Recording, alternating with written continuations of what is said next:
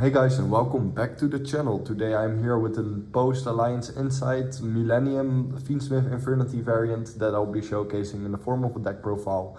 Let me know, of course, what all kinds of variants you all would like to see next on the channel, post-Alliance Insight. I'm also in the making of an insanely huge guide for like all kinds of Infernity variants that will be like my biggest video yet, I think. But I am in the cooking of such video. But have patience for that because it will be a really long video. But yeah, I will be showcasing first the Infernity Fiendsmith Millennium deck because this is probably the variant I want to take to Dutch Nationals because I have a really good feeling about it. I've been testing this variant a lot online and in real life, and I've been going pretty positive with it. Did some changes because yesterday I had locals, went 2-2 sadly, only lost my last round because Stygian was in my opening hand. If Stygian wasn't there I would have gone 3-1 easily. But yeah, the other match I lost, it was pretty much because Alliance Insight has a new card called Gordian Slicer, and this card is literally the out against Infernity because you cannot negate the card, and also it bounces cards back to the hand. So yeah, that is a stupid board breaker. I hope we don't see much play of it because that card literally kills Infernity. But yeah, that wasn't the sole reason I lost. I lost because that card in combination with Draw Lockbird. But yeah, we do have the anti-draw cards in the deck. I'm still cooking up more lines against Gordian Slicer, but if they have it, they have it. You just have to negate all the ways in order for your opponent not to get it. But to be fair, the card really needs a lot of input into it. So I am not expecting a lot of people to see the card, to see the card running in their deck list.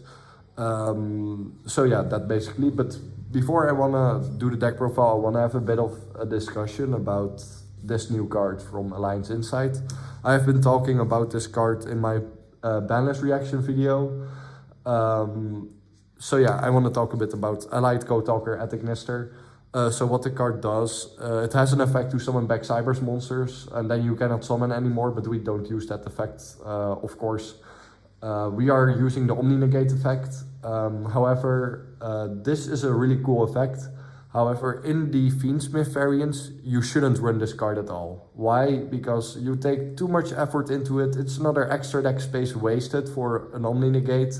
You already have an insane end board, so adding this to the end board and putting a lot of resources into this guy isn't good at all.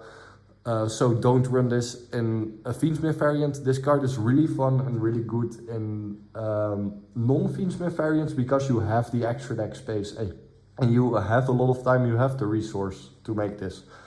I also want to just have the ability to play going second cards in my extra deck in order to go second better. But like, this card doesn't do that. The only thing this card does is being an Omni Negate. And you have to tribute the link for it. This variant is really tight already, and if you're running Fiendsmith Infernity, you are probably also seeing that you have a really tight extra deck. So don't run this in Fiendsmith Infernity variants at all. Only play this in variants like 3-axis, for example. Then it's really cool. Or just non-Fiendsmith variants because you have the space. But in Fiendsmith variants, you just don't have it. I'll be doing a 3-axis Infernity deck profile soon too. So expect to see the card there, but in Fiendsmith variants, you won't see this card at all.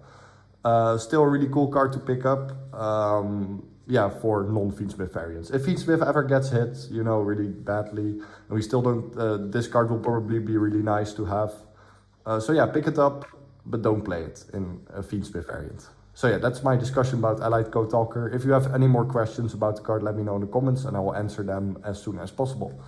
Let's get into the deck profile, of course. First, of course, shoutouts to the Infernity Discord. Always love my homies there and my fellow cooks. But yeah, and shoutouts, of course, to all of you, of course, watching. You all are the best community ever.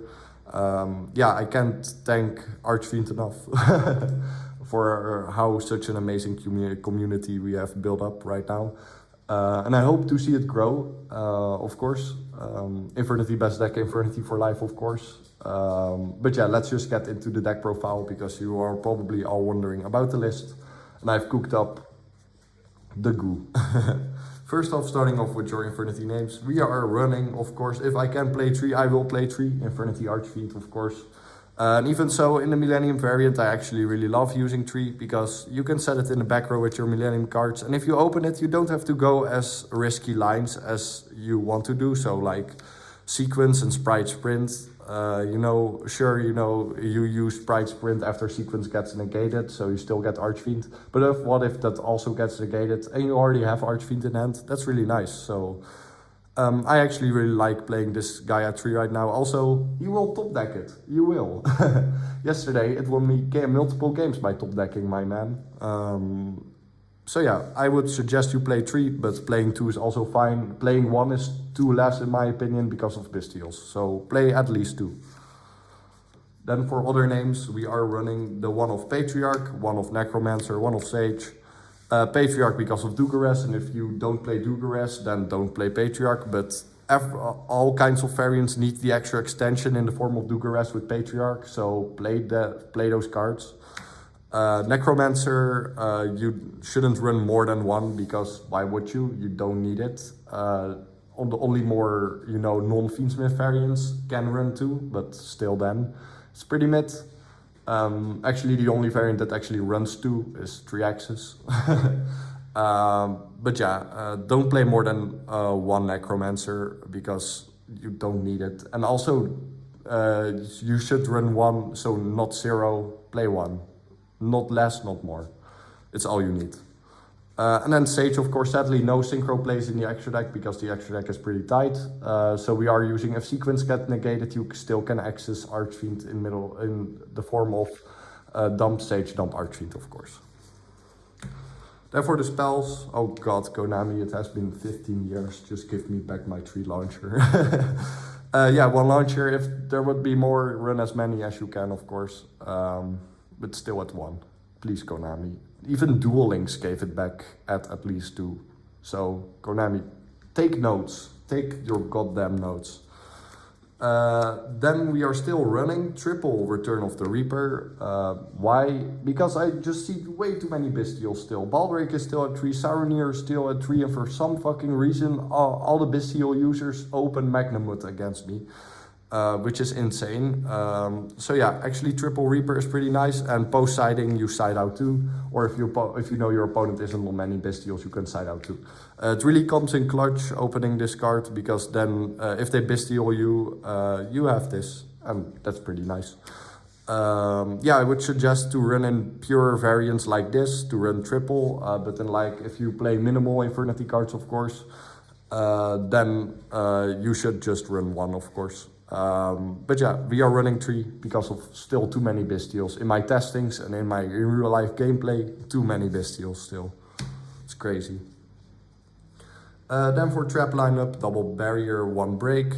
Like I always say, never run 3 barrier if you're on 3 traps, because if your Infernity cards get outed, you still have a form of interruption in the form of break. So never run 3 barrier. Also, a slight discussion I've been having with some people is playing 4 traps, but just why? 3 traps is enough. Most of the times you just, if you get interrupted, you can end on 2 and not even the 3rd one. So there's no reason at all to play 4. Just play 2, a maximum of 3, which I'm doing right now, and then double barrier, 1 break. No need for triple barrier, because you want to have this. You really want to have this. Then for the honorary Infernity names, we are actually running this card at 2 right now, and that is double Tour Guide of the Underworld. Because I've been having way too many hands that I just had 3 in hand and no Millennium engine. So I wanted to test out the 2. Of course, you can also just cut the package entirely, so also cutting Rhino Warrior. But I actually really love Rhino Warrior in the Millennium list, because placing this card together with a Millennium card in the back row is just insane. And just sometimes it's really cool to have as a normal summon, but don't play more, of course. This is the Tour Guide package. You can run a third Tour Guide if you want to, no doubt about that. This is 44 cards, so you can run the 45th card being another tour guide. But from my testings and my experience, I am running 2 right now because it happened way too much that I would summon tour guide and then summon another tour guide from my hand because it was there. So yeah, I recommend you all to try out 2 tour guides right now. No more than 1 Rhino Warrior, of course. And then, of course, mandatory cards, Stygian and Harris. Even if you wouldn't run tour guide, you would still run these 2 because you send them off sequence, depending on what you have in hand, of course. There's also an argument that you can cut Stygian at all because you are running, or Harris, because you are running 3 Archfiend.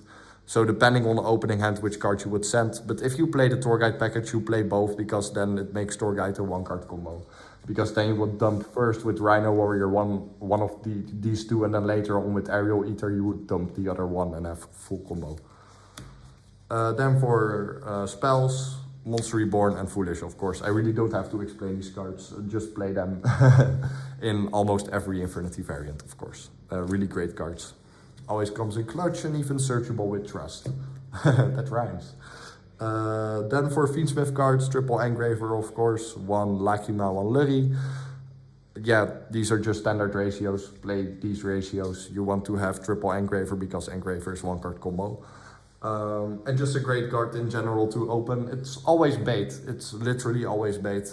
It's so nice. And yeah, of course, don't run these more at 1 because we are using the normal summon of tour guide, and even if I wouldn't use tour guide, I would still play only 1 Lacrima because why would you play more?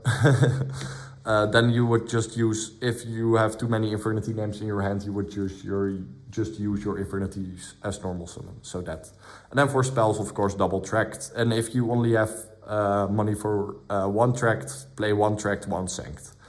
But if you have 2 tracked, play 2 tracked. Don't play 3 tracked because that's too bricky. You would rather run another playable card then in your hand. So yeah, really nice. Also, Lacrima is also pretty expensive right now. You can not play Lacrima and play, what's it called again? Necroquip Princess in the extra deck instead. But Lacrima is just better because it also saves you in other extra deck spots. So if you have the money for Lacrima, just play Lacrima, of course. Then for the Millennium cards, Sangenjin and Golem, both at 3 because they pretty much do the same. This searches out Baiju Temple and this searches out the Millennium monster, so this guy most of the times. Sometimes itself, if you place it with Baiju Temple, you can still place it with its own effect. Like Archfiend, it can search itself. But yeah, play these cards at 3 because these are all insane and all starters, of course. If you have another monster in hand, which you most of the times will have, then they are both 1-card combo, 1.5-card combo, which is pretty great. So run these cards at 3. However, play the Temple only at 1. More Temple will brick. You rather want to see these cards. You really rather. You just want to search this off this guy. And then lastly, Sharvara. Sharvara makes it possible to play through hand traps. Play through draw, sorry. Also in hand traps in general. Really great card, but don't run it at 2 because it will clog up your hand from time to time. Or you open both and then you are fucked. Except if you open Millennium Engine, but just play the 1. I have showcased in my latest test hand video how you can counter draw with this deck. If you want, I can make updated test hands with this variant, and then I will showcase it again, of course. But yeah, let me know in the comments. But yeah, I really find the Unchained cards in the extra deck, so Rage, Yama, of course always, but Rage and Sharvara in main and Rage in extra deck really helps playing to draw, and then you can still end on Rage and Caesar, which is insane. Under draw, that's still like 2 interruptions from Caesar, then you have the interruption from Rage and a double interruption from SP, so you have 5 interruptions, which is great. Yeah, I really recommend you all to play these cards right now in Infernity. In all kinds of variants. I'm actually running this in all my variants right now because of how great it is. Then we are running triple Tactics Trust, 1 talent, and actually the 1 Dark Ruler main deck. Why triple Tactics? Because it can literally search anything. It can literally search everything. So you can play or talents or Dark Ruler, of course, if you go second. Or if you get bestialed or nipped or something, you can search talent and then you'd still go full combo, or look into your opponent's hand if you still have full combo, and then of course snipe out more hand traps. But yeah, I really love the triple Tactics Trust right now because of how many cards it can search. And if you go first, you can search Imperm with it. For example, if you get drolled, so you still have an interruption. So if you have Trust, your Caesar and Rage live under draw, and then with an Imperm, so even more interruption. Spoiler, we are playing triple Imperm. Great hand trap and great board breaker, of course. Yeah, we will always run Imperm. But yeah, and then the last card for the non-engine is called by, because you gotta respect those hand traps. Yeah, this basically now for non-engine. I'm still testing lots with non-engine and stuff, but I'm currently really loving this. Also, the Dark Ruler main came in clutch so many times, like it's crazy. Nobody expects it, nobody. Everybody thinks, oh, he's trusting for talents or something. No, man, trusting for Dark Ruler if you go second is insane. Yeah, turned out a lot of boards, and then you can just out the boards there and on your insane end board. So they cannot play anymore in their turn. But so yeah, these are 44 cards, like said. You can play more, for example, more non-engine, or like said, triple tour guide. For example, you can go up to 50. Then I would suggest to run another Wedge Temple, because you really want to see the Millennium cards. And for example, you can also then run Sanct. I wouldn't run 3 tracked. I would then just run double tracked 1 Sanct. But yeah, I really like 44 right now. So be free to test it out. And I do have tested, of course, with more cards, but I'm currently liking this the most. Then for the extra deck, let's just do the obvious extra deck cards first. Oh, I dropped it. Yeah, these. If you play Fiendsmith, you have to play these 4 cards. And then also, of course, Caesar is here. And then also making Chaos Angel. Because Engraver plus Archfiend is just too insane to make. You have a Dark Light Chaos Angel that not a lot of decks can out. I've been testing a lot against Malice. And this card, Malice can really only out the card with Imperm or Droplet. Yeah, I think so, yeah. Which is great. And I will be expecting to see a lot of Malice players in Dutch nets, because we have a lot of Malice players in Netherlands. And of course, in general, it's the best deck right now in the format. No Infernity is trust. But yeah, my side deck is also really much Malice hate that I will showcase soon. But yeah, if you play Fiendsmith, play these cards. I have explained them in all my deck profiles. You just need these. And you can watch my test stand videos how to use them. And if you all want, I can make an updated test stand video, of course. Then for the other cards, for Millennium Engine, you have to play Snake Eyes Doom Dragon, and Zombie Vampire is also a card you can run. Because then you do Sang Engine. For Sang Engine, summon, search Golem, use Golem, summon, add Wedge Temple, then Wedge Temple for any 2 monsters for the monster in your hand that you opened, and then another Millennium card.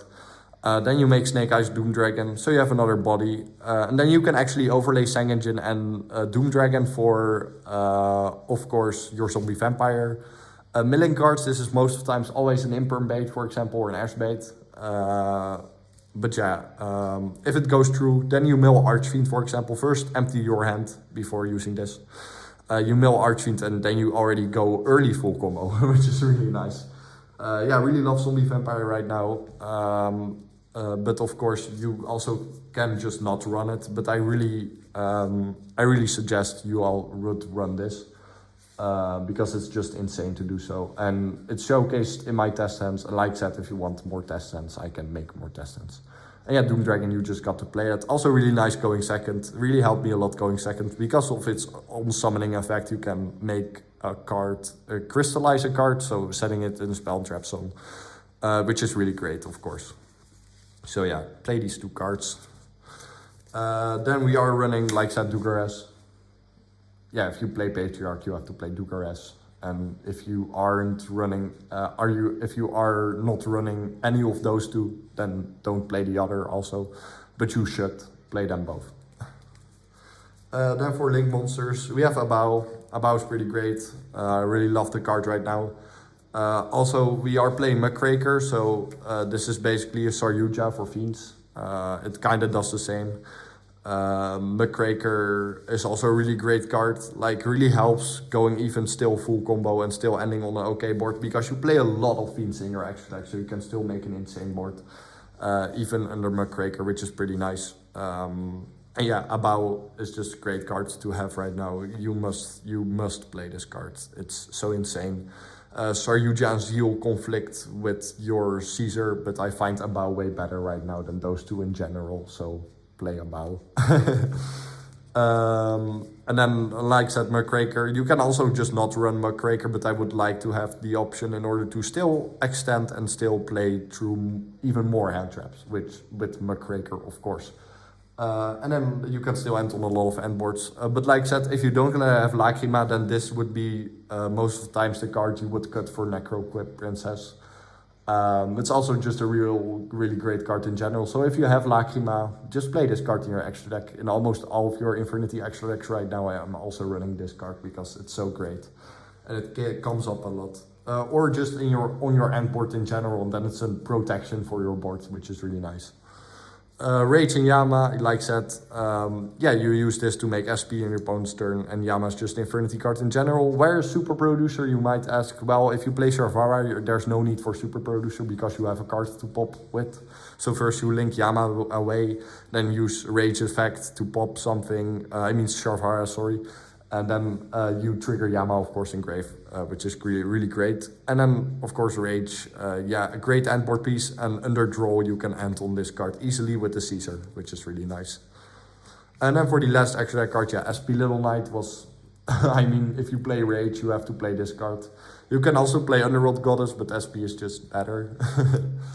And then the last card is Sprite Sprint. Of course, if sequence gets interrupted, you can still go full combo by summoning Sprite Sprint, dumping Sage, dumping Archfiend, and then just still go full combo by reviving it with either Muckraker or with Yama lines. And then you can pop this card on the field.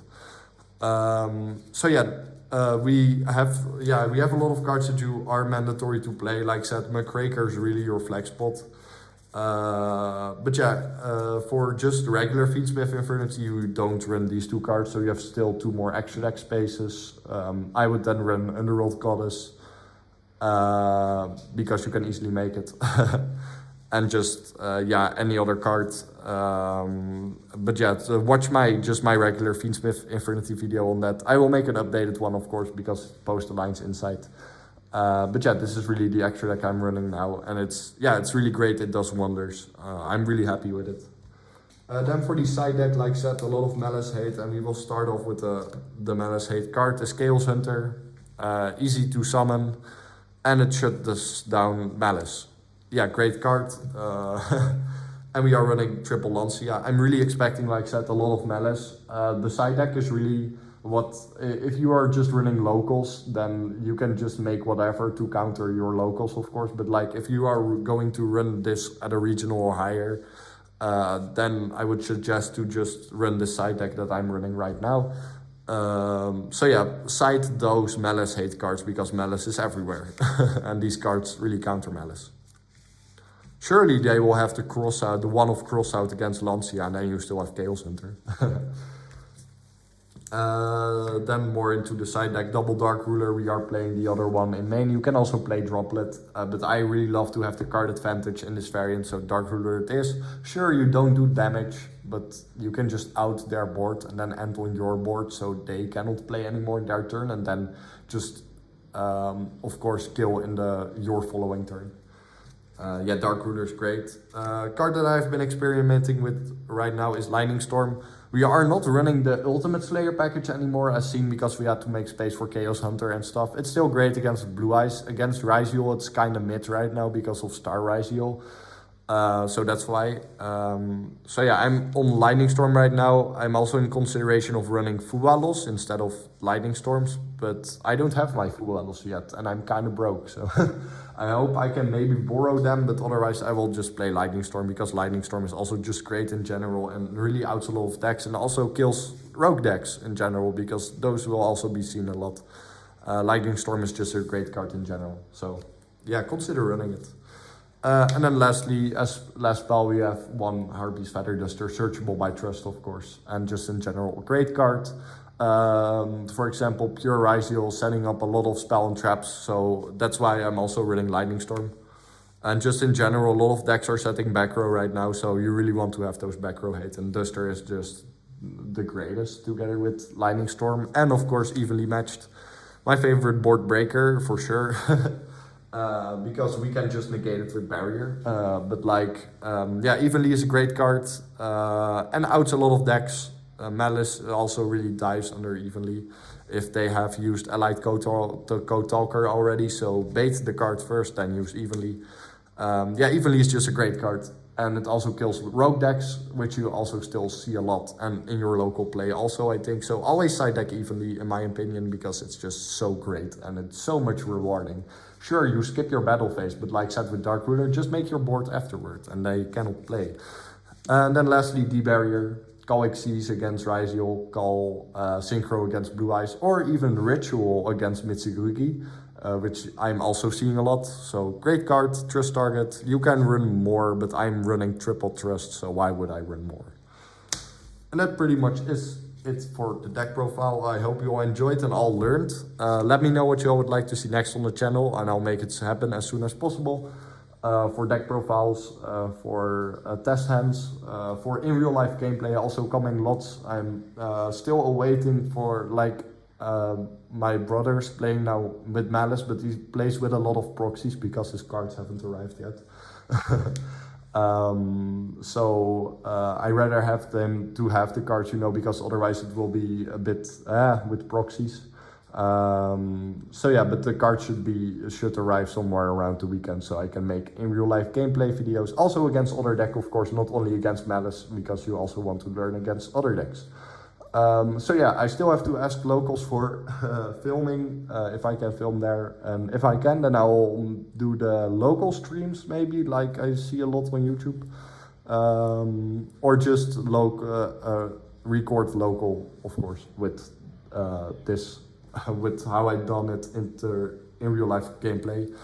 But yeah, let me know what you all would like to see next. Just suggest anything and I'll know if I will make it happen as soon as possible. Yeah, all kinds of deck profiles coming, a huge guide like said for all kinds of Infernity variants in general, and yeah, everything you can imagine will happen at some point. But yeah, next video will probably be on either Monday or still on the weekend, but I think it will be Monday or Tuesday or something, you know, somewhere around next week. Also still prepping a lot of for nets, so keep that in mind. I'm still testing lots. But yeah, after nets, of course, I will make a more bigger waves of videos. But yeah, that was it for the video. I hope you all learned. I hope you all enjoyed. Thank you all so much for watching again. Infernity best deck, Infernity for life, forever and always. Hell yeah.